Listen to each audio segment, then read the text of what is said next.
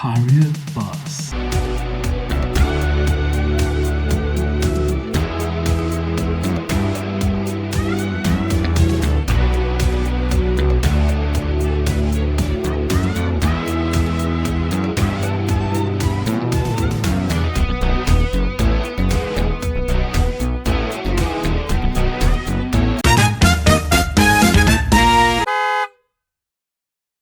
Okay, this is another episode of Career Boss. Well, we're all here and we still talk tech.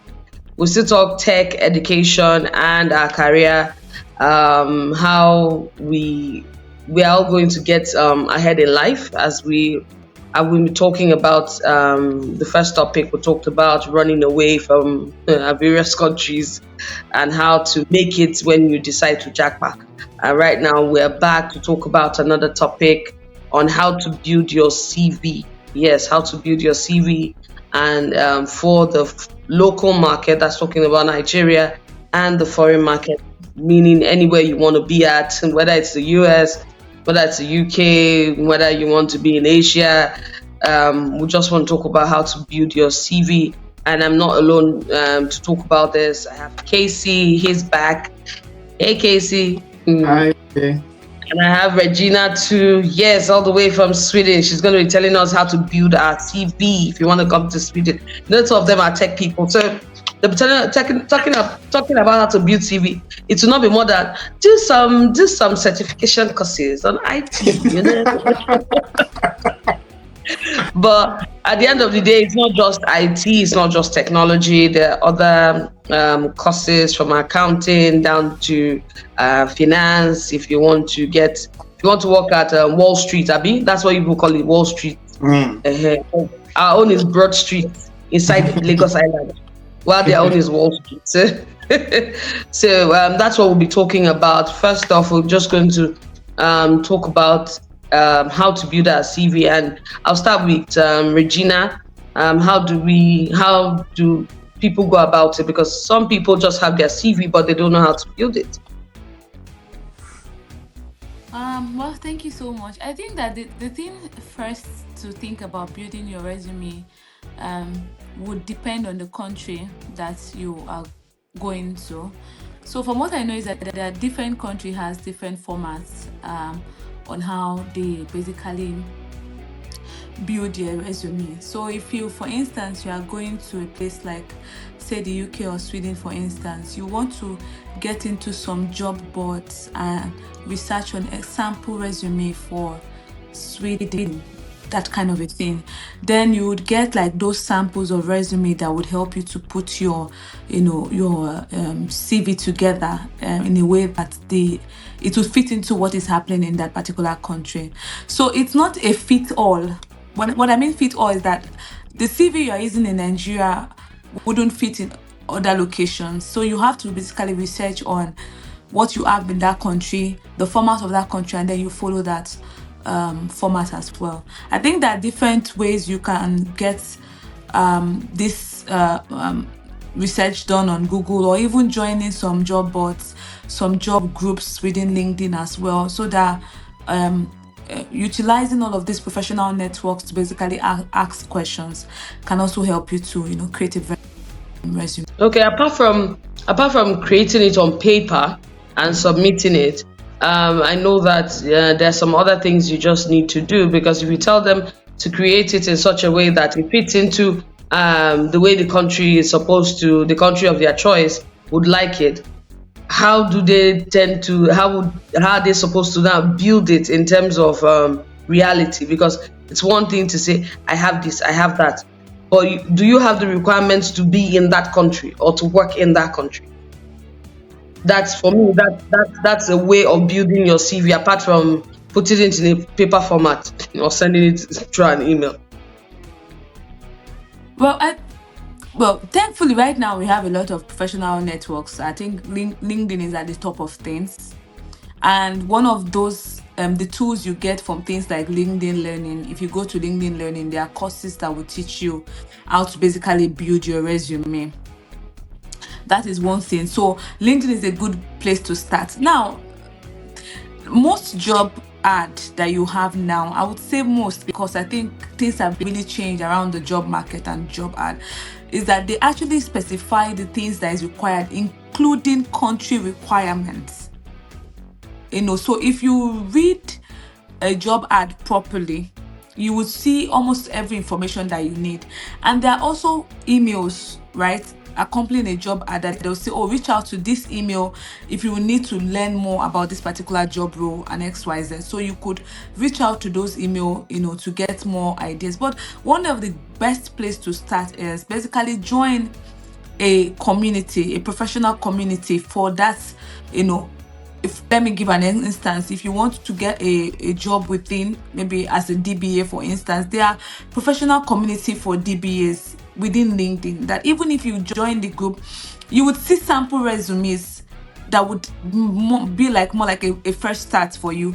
And then you can go to ask questions like, oh, this country. Now, some people get lucky that they even get in that community someone that is in that particular country help them to basically tweak their resume. So I think it's more about being open-minded, joining professional network, and connect to people that are in the space that you want to be in, so that you can ask the right question and take the right decisions. Okay, still sticking to resume, but this is for Casey. Um, for some people, they'll tell you it's only people that went to school that can actually build a resume. What do you think that the work standard in Nigeria is different from the one we have outside the country? Okay. First of all, if I would also maybe just touch a little about that so that I can drive the point home to what you asked. People need to understand something. Back in Nigeria, everybody just wants a job. But we also need to understand that there's a difference between having a job and building a career. You get? So, an average Nigerian, you wake up every morning, you just go to job. You go to your work, 1 year has passed, 2 years has passed, you're not growing. You're not writing certifications, you're not writing international exams, you're not, there are so many materials out there you can use to grow yourself. You could even say, okay, let me get other skills around my major. Do you get? So just like somebody being in HR now, you say, okay, I have a lot of whatever about HR. Let me start understanding something about administration. Let me start understanding something about supply chain management and all that. If they are closely related, then you start picking up courses within this sphere and start growing yourself.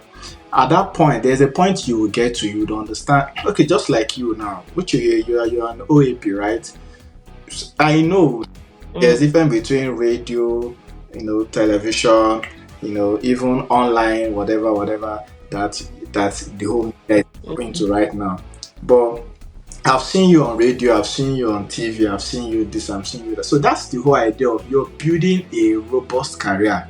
You're even an MC. So the whole idea is you are not just growing yourself in your major, you are also adding additional skill around you. That's what makes you robust. That's what makes you have a career. One of the ways to test if you have a good career is you lose your job today. How soon can you get the next job? That differentiates you from who is just going to work and you are just working. Because I see a lot of banks, they're just like the people in the bank. No disrespect to bankers, but I've done ATM jobs before, so I understand bankers and the way they see things. So you're a banker and you've been working in a bank for 5 years. The day they lay you off, nothing to fall back to. You just feel like your CV is empty.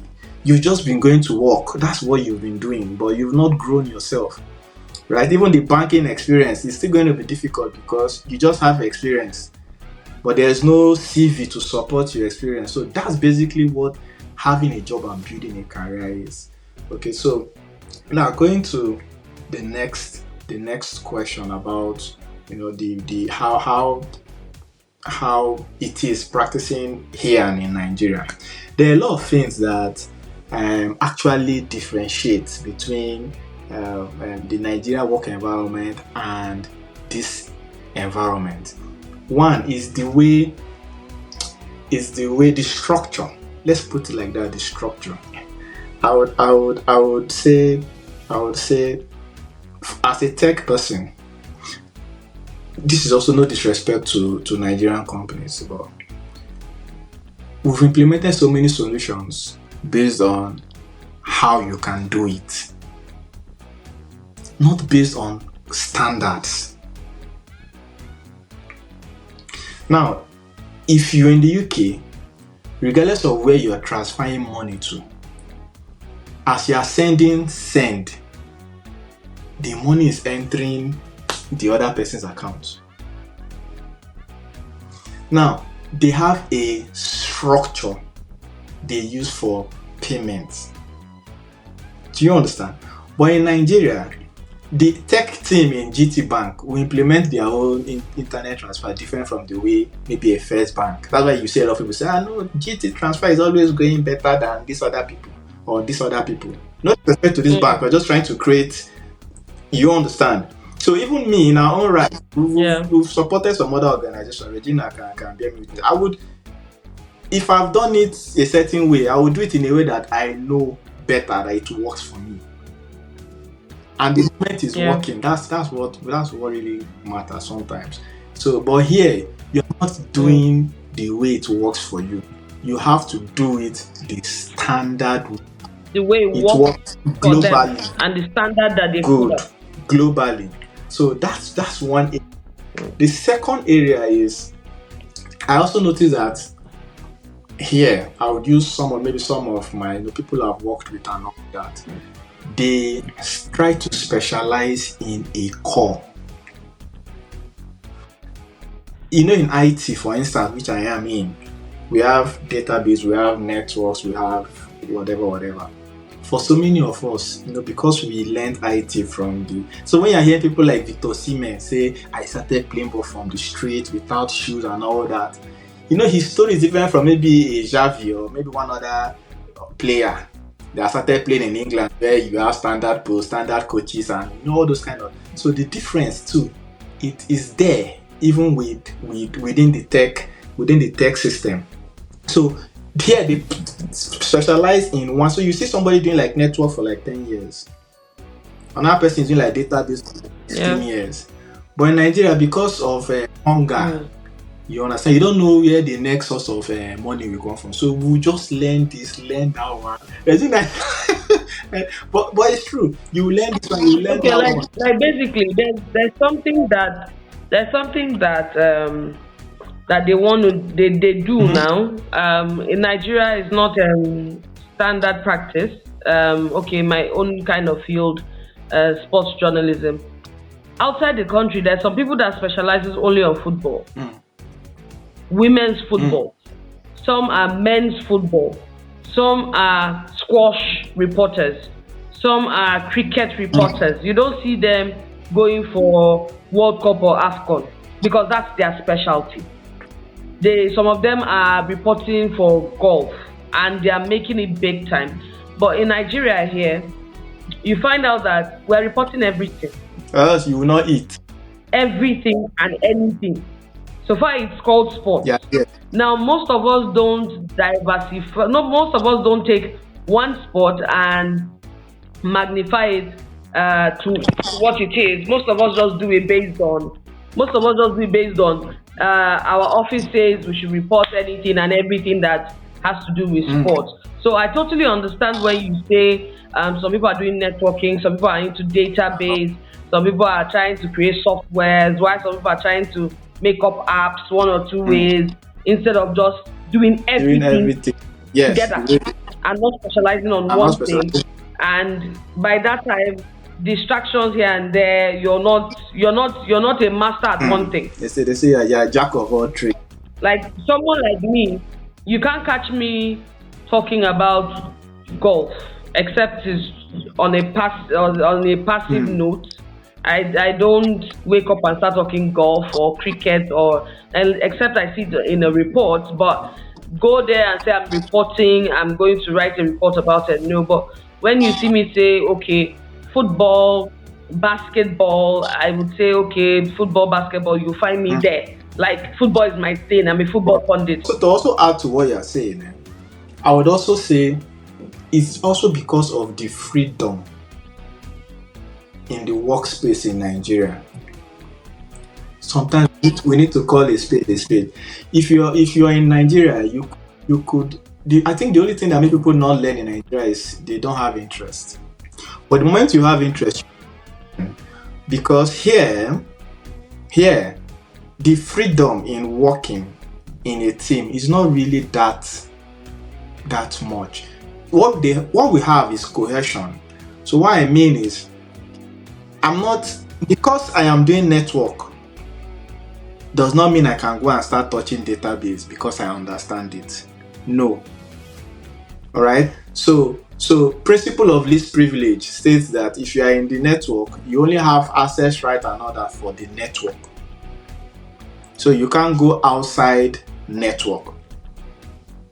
So the person doing server infrastructure would be doing server infrastructure. The person doing cloud this is doing that. He has no. It's not like. I've also worked at a point with Regina. Regina can come and choke irons. Okay, in case he's out of the office, let him do this thing. Let her do that thing. And I could also deputize and say, let me do something for Regina. But that's basically that's how we actually got to learn so many things. Because the work environment is a different in Nigeria compared to here where you go and enter this router or switch of the network guy, or even as you guys are close, it's like say you define trouble. You won't bring down a hair. So Yeah, that's the also same why. way, it has its advantages and disadvantages. For some of us in Nigeria, for some people that dabble into everything, in my kind of work, they tend to know people. They tend to get ahead in life. For some people say it's faster. You get ahead in life because if you know the president of boxing, you know the president of basketball, you know the president Yes, of NFF, or that's football, you know the president of this and that, athletics like that. The person, okay, oh, I've seen this person with football, the person is good, and the person is good in athletics too. Your profile keeps going up. That's the way it works here. how is it over there in Sweden compared to you understand the Nigeria terrain and you know how we work in Nigeria. I think this is basically what Casey has mentioned. People specialize in one trade and then they get better at it. But even at that, there are times where development comes in and new tools are introduced. And in that case, you have to be a fast learner to pick up a new tool and run with it. I think that one thing I would say that I would say we within the tech space share is the ability to adapt to new or adopt new tools quickly to be able to perform our roles.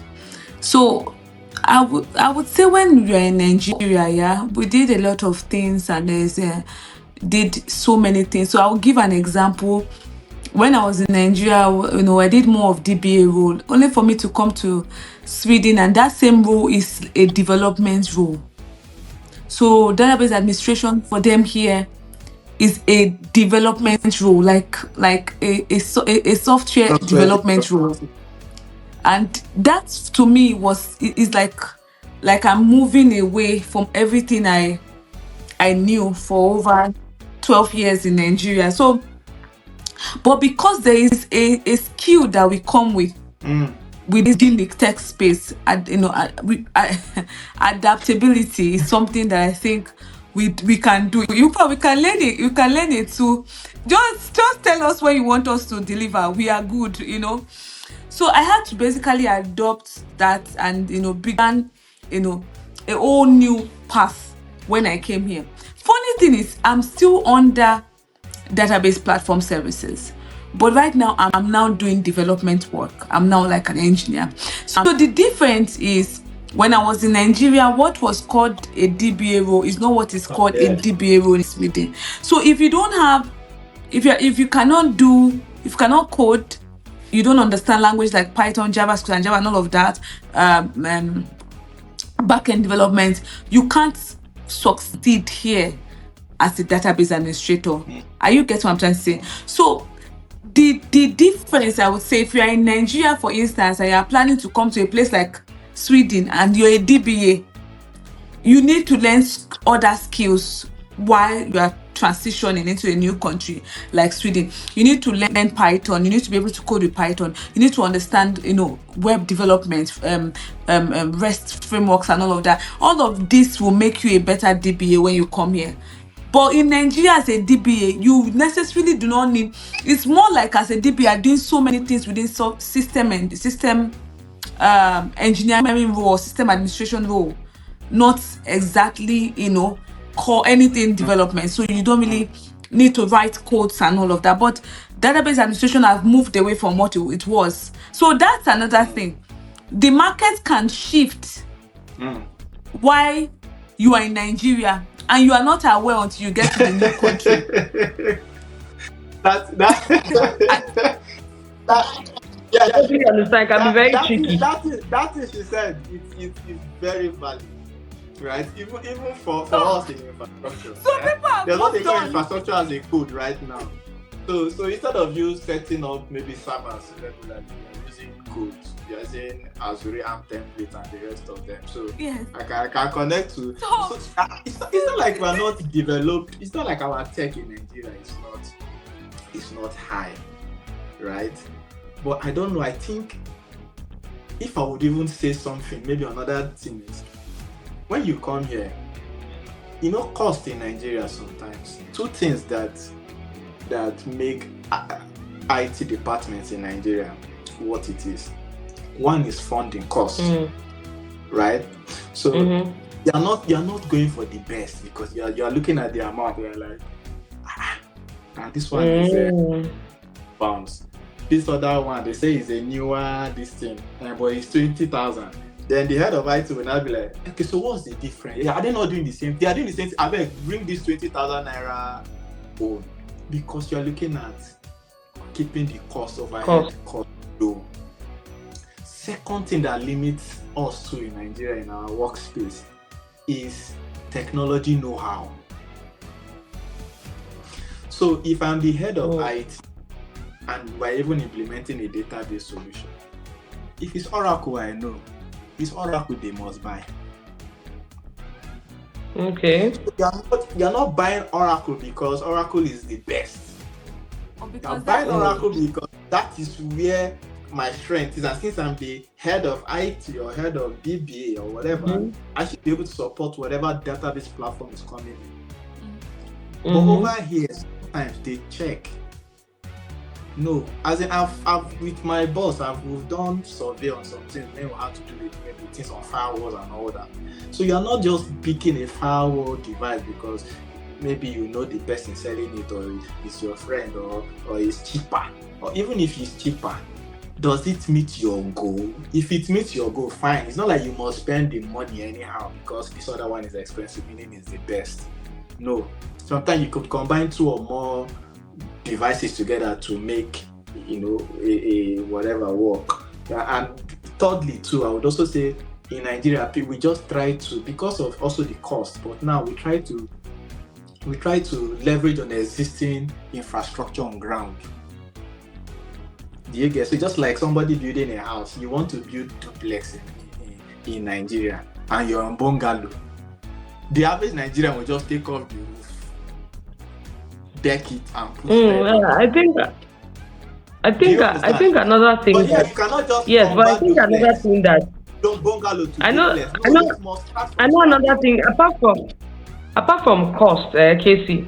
I think another thing is if we tend to do it well, Nigeria will tend to work, and there's some people that don't want Nigeria to work. You see this tech we're talking about, it's not as if we cannot get the best of the best to do it for us here in Nigeria, or to even teach our people, for them to know. Our people, they have the brain to assimilate these things. But for some reason, somebody... Just sorry to cut you short. Nigerians are the smartest guys I have met. Maybe Nigerians and maybe Indians. In this our line of work, right? I need to call a spade a spade. Nigerians are smart. It's just that Yeah. like Christina said, when you transition to a new country, you see that they are using more things that maybe for some reason in Nigeria you did not use. Which probably have to do with maybe it was too expensive at the time, or the person in charge did not really want to get it, or all this other procurement, blah blah blah. Now this person did not drink well, so I will not use their product. This other person that brought well, I will use their product. Then when you now come here, I will even tell you for a fact, when I came here, it was as if it's not like I wanted to start Yeah, learning things again. So what now helped is because we've already gotten to addition. one level that what we need is to top up. So when a lot of people can't get good jobs here in the UK, it's not their fault. The market here is hard. Before you break into a role, a very good corporate, we are just talking about technology and all, but let's even there's before you break into a corporate well-paid role here, you need to know where your CV is at before you can go in, Another thing because that I would the say, standards here are a bit I different. would say that I think that people should begin to look at when they are about to transition to a new country, an international country, is to maximize this LinkedIn learning path. So, for instance, if you're a database administrator, you can type database administration learning path. You will see different courses under that learning path. In most cases, they would add up all that courses that you need to learn to make you a robust DBA. So what you now need to do to get yourself up to the standard is, when you look at the learning part, if there are like 12 courses for learning part of a database administrator, you look at the ones that you do not know at all and take those courses and begin to learn them. Because I realized that the way LinkedIn is structured, if you go to LinkedIn Learning and you type database developer, rather than giving you a course, they will give you a learning path, which is like, it will start from the basic to other courses to make you a robust database developer. I think that was one thing that I didn't do when I was coming here. And if I had done that, I would possibly have seen Yeah. other things that I was okay, let me just learn this, let me just have an idea what is even this and all that. So I think the part to transition from local, where from Nigeria to another country, is to maximize, because LinkedIn, for instance, is not based on your country. They're not going to give you a learning path based on you're in Nigeria. No, they're going to give you a learning path based on the global, what is happening within the global space of your career. So if you go now and say Global space. Yeah. infrastructure, True. True. what infrastructure engineer or something like that, there will be a learning path, and you would see that there are so many tools. Even these tools you're calling now would be part of the things that will be in that learning path. So maximizing LinkedIn learning can also help anybody quickly learn certain things that you need to learn to be able to transition. Another thing I found is that there are certain communities that if you join, you will not be completely behind. And I think this is one thing that I didn't do while I was in Nigeria. There are communities, tech communities, in your space of endeavor. So if you know this guy in database, I think his name is he writes a lot of I'm seeing his name, like he writes a lot of blogs. Yes, Oracle blogs. Blogs. These Team blogs. All. Team Is he All. an old man? If you go to Team All Oracle blogs Okay. and everything, you would see that Team All has written so much into what is even happening now. Are you getting me? Even happening now within DB. So Team All has written things about Ansible playbook, things that this is what we are using here. So if you follow this kind of people, you would begin to see new things that are coming up, and then you will not be behind. Because the truth is that as we are in You, tech, the better we know what is happening, the more vast and You know, yes, to add to what Regina, to add to what you're saying, sometimes in Nigeria, another thing is it just feels like you are learning too much. You are learning beyond scope. So that's why so you can be comfortable in your career. You can be a Yeah. good guru, whatever, in your career within the local market in Nigeria. And you are doing well. But so when you go to all those LinkedIn parts, you see a lot of trainings, right?